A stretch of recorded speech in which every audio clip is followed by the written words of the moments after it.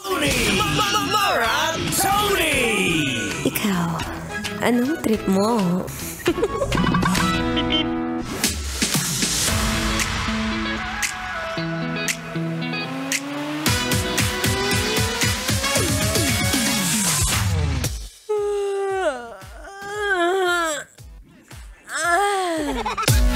Grabe naman si Maratoni, nag-uunat pa hapon na. Oy, kuya! Baka mahawa ka sa unat ko, ah. Yung mga tipong, ang sarap na lang humiga, nandun sa kama, nakahilata, tululaway, walang gagawing buong araw. Pero we're not like that. Hindi kaya, B, hindi kaya. Kasi yung mga kinikita natin, yung mga sinasahod natin, hindi naman galing sa nakaw. Uy, baka may matamaan dyan, ah. Anyway, it's a happy Monday, kabisyo. Yes, I'm back. Ako pa rin to. Ang babaeng takbo ng takbo. Wow! Sa isip mo. Your daldal ng atleta, DJ Maratoni, para sa programang Love Trip. Yo, pakinggan nyo to. Trip lang.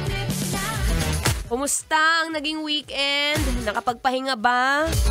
O merong iba nakapunta sa market sa may activity area at nakita kaming lahat.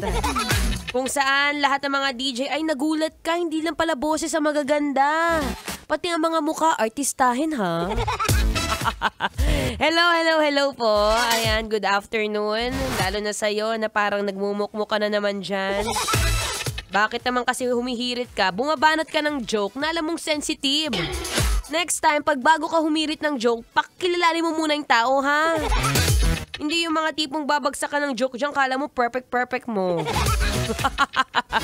Anyway, ako pang inyo makakasama, makakadaldalan na magmula 3 to 6 p.m. yan sa programang Love Trip. Ano bang trip natin ngayon? Trip kong magparinig. Oo, trip ko magparinig sa mga taong walang kasensitivity. Tama ba may ganun bang word? There's no sensitivity in that person.